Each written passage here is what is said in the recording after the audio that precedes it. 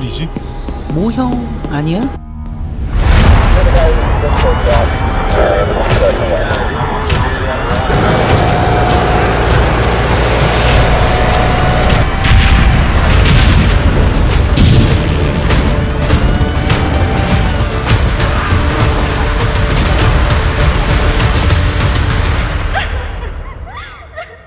안 돼! 비상사태로 사랑하는 가족을 잃는 꿈을 꾸었습니다. 내 조국과 나의 사랑하는 가족을 난 지키지 못했습니다. 국가 비상시 내가 할 수 있는 행동 요령들, 여러분들은 얼마나 알고 있나요? 지금부터 함께 알아봐야겠습니다.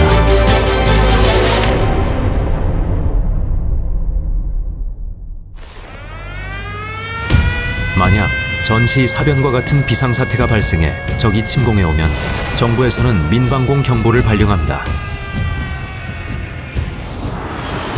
민방공 경보란 적의 공격으로 인한 피해를 줄이기 위한 민방공 경보와 재난 발생으로 인한 피해를 줄이기 위한 재난 경보를 의미합니다.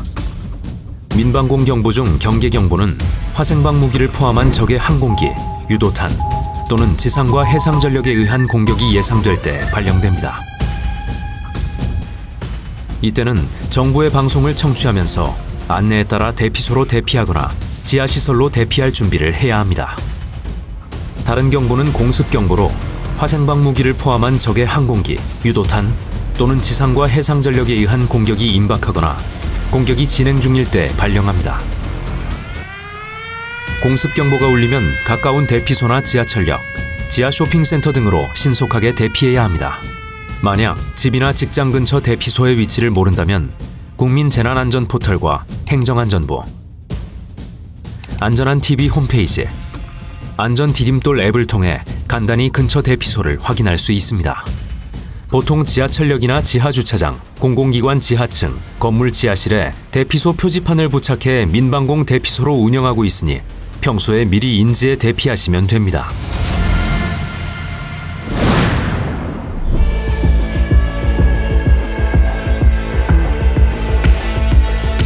비상사태가 발생하면 핵이나 방사능 공격이 일어나 피폭이 발생할 수도 있습니다. 적의 화생방 작용제가 살포되거나 살포되었음이 탐지되었을 때 또는 화생방 무기의 공격으로 오염이 예상되거나 화생방 공격 확인 시에 발령하는 경보인 화생방 경보가 송출되면 신속히 근처 지하 대피소 또는 지하시설로 대피해야 합니다. 지하가 깊을수록 더 안전하기 때문에 지하로 대피 시 일반 지하철역보다는 환승역으로 대피하는 것이 더 안전합니다. 환승역은 땅속 더 깊은 곳에 있고 공간이 넓으며 비상시에는 철로를 따라 이동이나 탈출을 하기에도 용이합니다. 만약 근처에 대피소가 없다면 최대한 빨리 건물 뒤나 큰 구조물 뒤로 몸을 숨겨야 합니다. 이동을 할 때에는 반드시 마스크를 쓰거나 우비나 방수 자켓을 입어 오염을 방지하고 모자를 써서 머리에 먼지가 내려앉지 않도록 해야 합니다. 집 안에 있다면 모든 문과 창문을 닫고 접촉 부위를 테이프로 막아 외부 공기 유입을 차단해야 합니다. 더불어 전기와 수도가 끊길 수 있으니 수돗물을 많이 받아놔야 합니다. 비상사태가 발생하면 핵, 방사능뿐만 아니라 생물학 무기를 이용한 공격 또한 발생할 수 있습니다. 생물학 무기 공격이 발생할 시에는 청결을 유지하고 정부의 안내에 따라 감염을 예방하는 것이 중요합니다. 또한 생물학 무기로 의심되는 우편물을 받았을 때 우편물을 개봉하지 말고 격리된 곳에 보관한 후 보건소나 행정기관에 신속히 신고해야 합니다.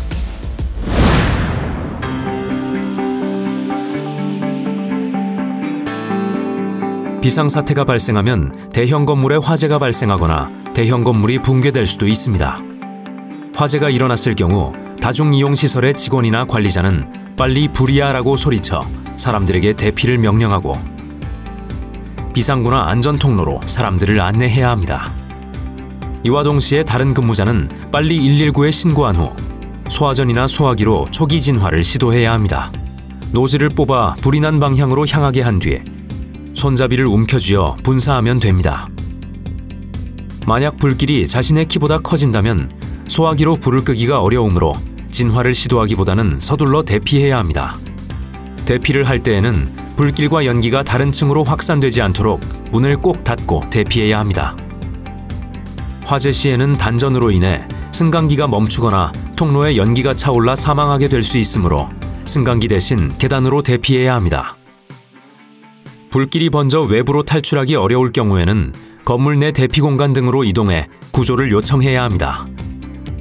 아파트의 경우에는 베란다 양쪽에 옆집과 얇은 석고보드의 경량 칸막이로 분리가 되어 있어 화재 시 이곳을 부수고 탈출할 수 있습니다. 비상사태가 발생했을 때 혹시 인명피해가 발생했다면 구조장비와 구급약을 활용해 인명구조 활동을 도와야 합니다. 만약 심정지 상태가 와 쓰러진 사람이 있다면 반드시 심폐소생술을 시도해야 합니다. 쓰러진 후 4분이 지나면 뇌 손상이 일어나고 10분부터는 다른 장기들도 손상을 입어 회복이 불가능하기 때문입니다. 심폐소생술을 할 때에는 먼저 주변에 있는 한 사람을 지목해 119에 신고를 요청해야 합니다. 그리고 환자의 어깨를 가볍게 두드려 의식이 있는지 확인한 뒤 환자의 가슴뼈 아래쪽 2분의 1 지점에 손을 올리고 다른 손으로 깍지를 낀 뒤에 자신의 엉덩이를 들어 수직으로 5cm를 압박합니다. 분당 100에서 120회 속도로 가슴을 압박하는 것이 좋습니다.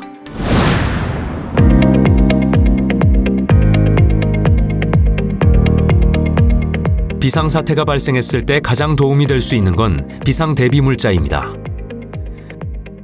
비상대비물자로는 식량 및 식수, 취사도구, 마스크 등의 비상용 생활필수품과 의약품, 반창고, 붕대, 가위 등의 가정용 상비약품, 그리고 방독면 또는 수건, 비옷, 고무장갑, 비누, 접착 테이프 등의 화생방 대비물품이 있습니다. 방독면의 경우에는 올바른 사용법을 숙지하는 것이 중요합니다. 방독면은 먼저 휴대주머니를 열어 정화통 상하 마개를 제거하고 시계 방향으로 돌려 방독면에 장착하고 방독면 렌즈 쪽이 아래를 향하도록 잡아 방독면을 착용합니다. 착용 후에는 얼굴에 밀착되도록 머리끈을 조절하고 내부 목조임끈을 조여주어야 합니다. 그리고 정화통의 공기 흡입구를 손바닥으로 막고 숨을 깊이 들이마셔 안면부가 얼굴에 밀착되는지 확인까지 꼭 해보아야 합니다. 만약 방독면이 없을 경우에는 손수건이나 의류, 비닐봉지, 마스크, 휴지, 붕대, 물티슈 등으로 코와 입을 막아 방독면을 대신할 수 있습니다.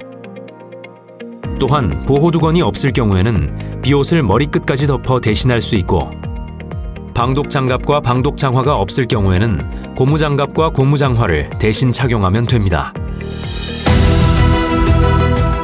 지금까지 배운 비상시 국민행동요령 잘 알게 되었나요? 사전에 예방하고 있다면, 작지만 모두가 행동할 수만 있다면, 대한민국의 국민 일원으로서 큰 일을 해낸 것입니다. 소중한 나 자신을 위해, 소중한 우리 가족을 위해 항상 기억하고 잊지 말고 실천해 주세요.